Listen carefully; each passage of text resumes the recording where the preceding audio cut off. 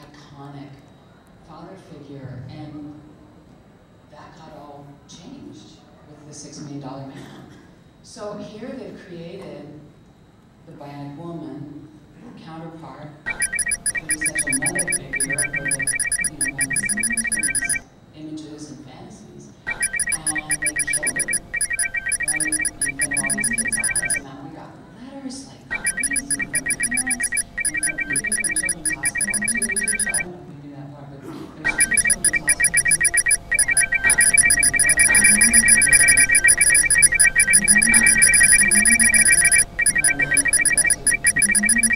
and so they, oh my gosh, we've got to bring her back to life. So that's kind of how the second episode came about, the second 2-parter. So that bring her back to life, but now what are we going to do with her? She's alive. So, they didn't want to have 2 people, 2 bionic people on the show, so that wasn't what the show was about. So they turned down, toned down the bionics, sent me off to teach school at the Army base, for those of you who remember. And that was going to be the end of it, and then the letters came. So, then they just said, and so basically it was literally public demand. It was because of you all that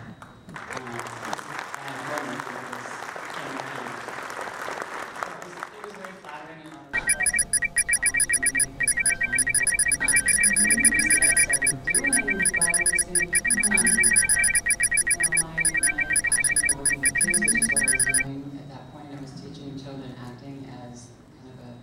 Therapy, and they said, well, you get to talk with all the children in the world here in this show.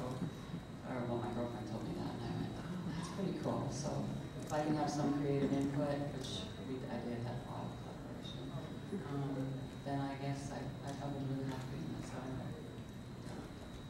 we've got people who are lined up for questions. I've got one more for you to throw it out there.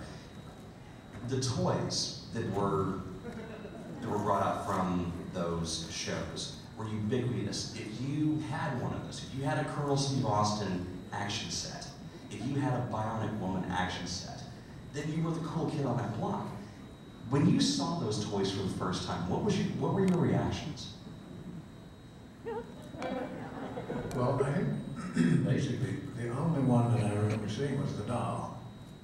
And Universal has a very good way of merchandising without you knowing it. There are things that I've seen even today, and I'm sure Lindsey still sees it every time she goes to do something like this, that they put on the market that we have no idea about it, and nor did we participate in it. So they made a lot of money, we didn't. So I don't really care about the toys.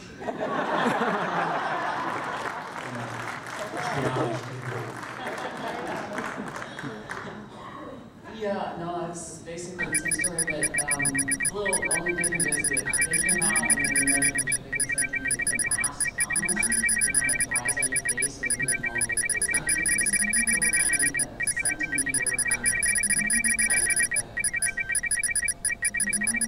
ruler kind of thing, yeah. And they measured the distance between here and here and here and here and this whole thing.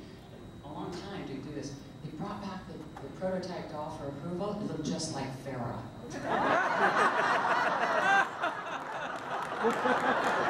Why did you bother? It was ridiculous. And so I said, no, I'm not going to approve this. It's not one of those that was like already.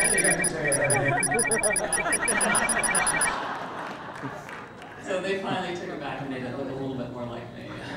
Rounded off the nose, took out her little peaky cute nose. That was very funny. Very pouty out of her week. Let's go over here to the left for the first question. Good evening. Not even sure if this microphone's working. It sounds very good. Fair enough. There was a producer way back in the 50s and early 60s by the name of Billy Ray Smith, who at one point dealt with a fellow named Harvey Erie, and said that he had an extraordinary conversation regarding football. Wondered if you might remember anything regarding those conversations. Also, Ms. Wagner. With me, he had a conversation? No, I don't remember nothing about it.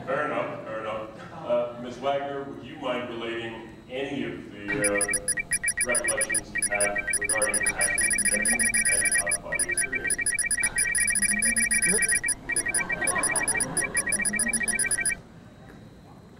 Well, it's kind of personal. I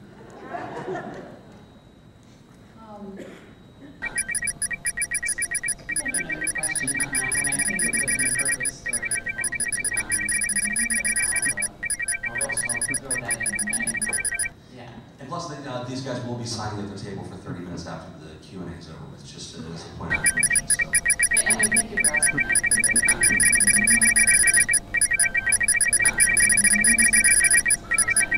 I bet some too.